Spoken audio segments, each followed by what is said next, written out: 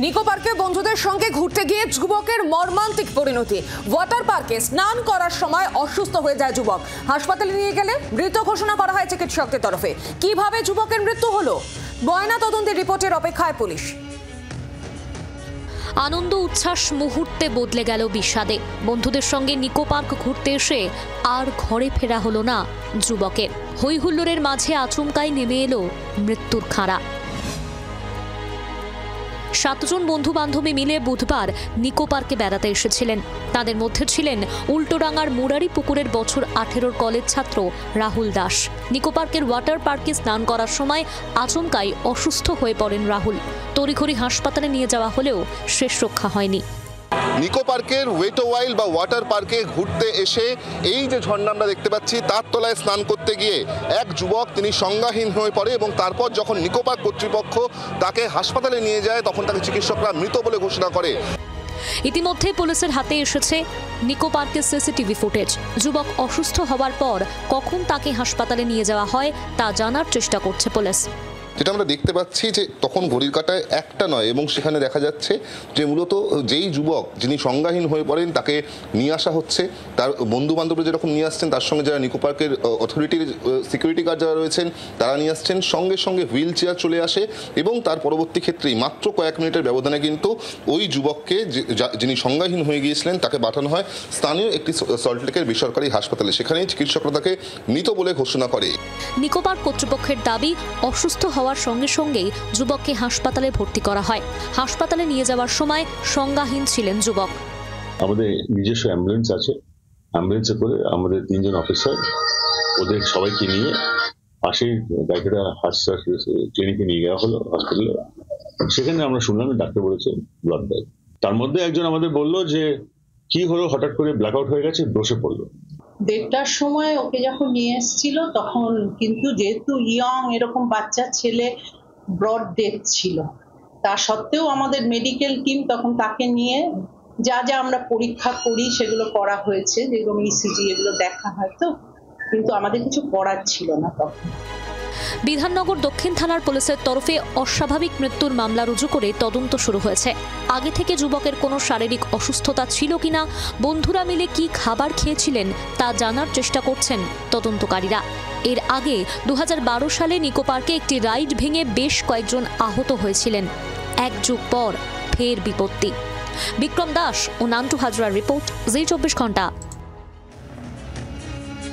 আর এখন এই মুহূর্তে নজর রাখবো সরাসরি নিহত যুবকের বাড়ি থেকে রয়েছেন আমাদের প্রতিনিধি অয়ন ঘোষাল। অয়নের কাছে চলে যাবো সরাসরি। অয়ন, কি জানা যাচ্ছে বন্ধুদের সঙ্গে ওয়াটার পার্কে গিয়ে এই পরিণতি হলো? এই যুবকের কি কোনো শারীরিক সমস্যা ছিল? পরিবার কি বলছেন?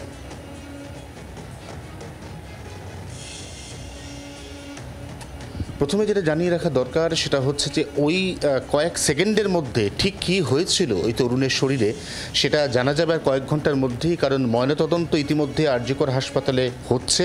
বেলা 12টা 12:30 নাগাদ সেই ময়নাতদন্তের কাজ শেষ হবে। তারপর প্রাথমিক রিপোর্টে বোঝা যাবে যে নির্দিষ্ট করে কোন কারণে ওই যুবক প্রথমে ব্ল্যাকআউট বা সংজ্ঞাহীন হন এবং তারপর তার মৃত্যু ঘটে।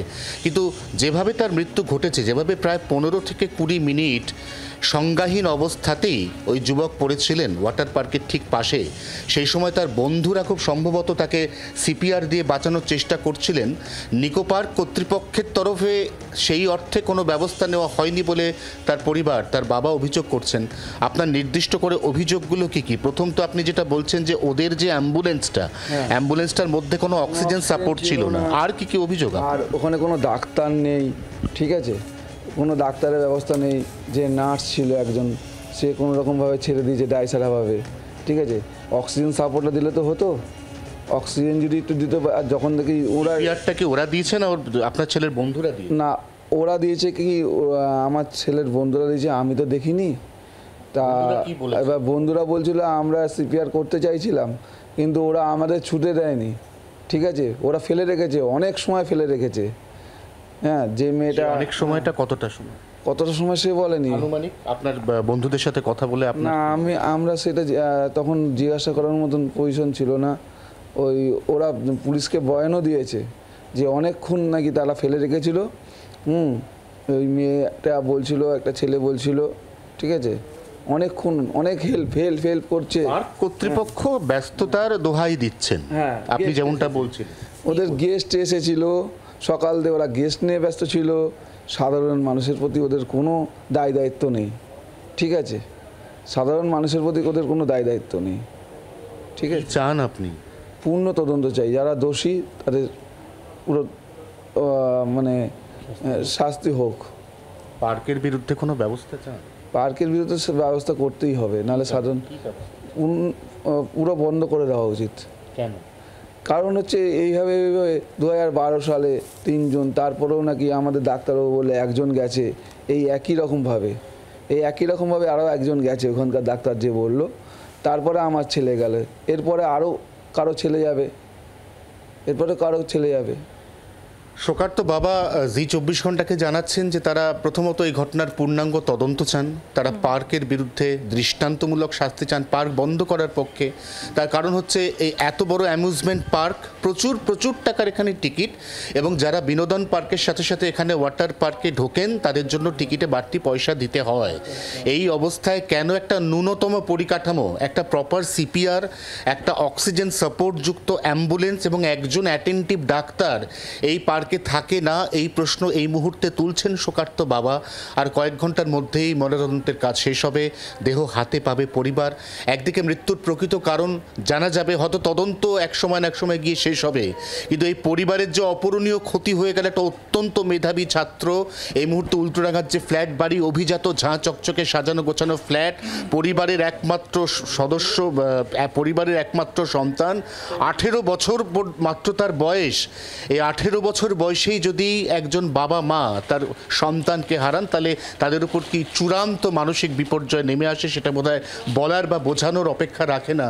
এই মুহূর্তে এই বাড়িতে এই শোকসন্তপ্ত পরিবারের সঙ্গে কথা বলে অন্তত এটুকুই এখনো পর্যন্ত পাওয়া যাচ্ছে, তারা অপেক্ষা করছেন ময়নাতদন্তের রিপোর্ট, ময়নাতদন্তের কাজ শেষ হয়ে যাওয়ার পর দেহ হাতে পাওয়ার। একদম এমন। আপাতত তোমাকে ধন্যবাদ। বাংলার আওয়াজ, বাঙালির আবেগ, জি 24 ঘন্টা।